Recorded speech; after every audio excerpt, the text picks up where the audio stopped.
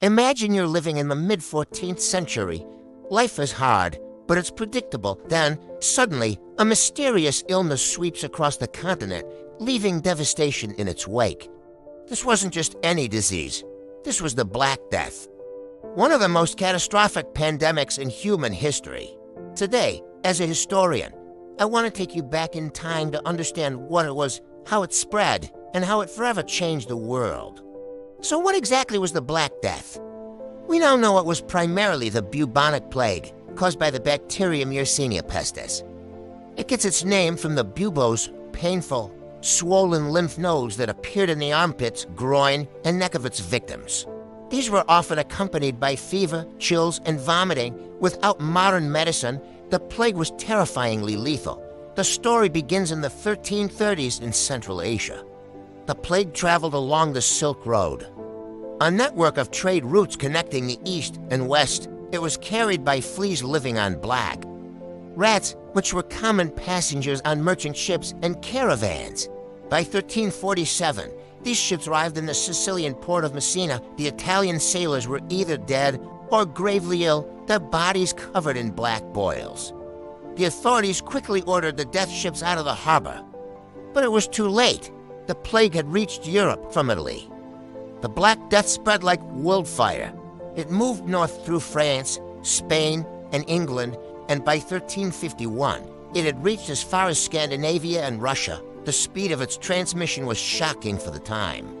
People had no concept of germ theory. They blamed everything from miasma or bad air to divine punishment for their sins, some even tragically and wrongly blamed minority groups, leading to horrific persecutions.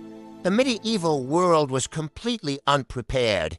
Cities were crowded and unsanitary, creating the perfect breeding ground for rats and fleas.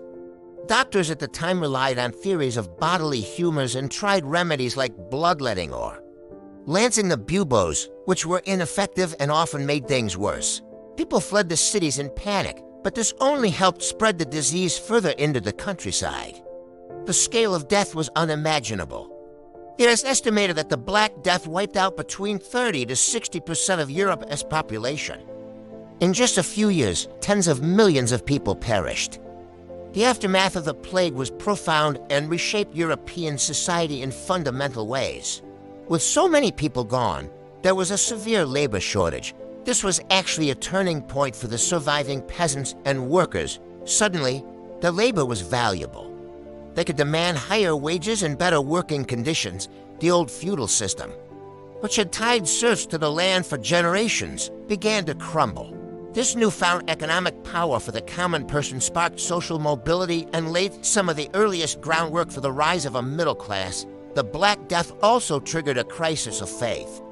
Many people felt abandoned by the church, which had been powerless to stop the suffering.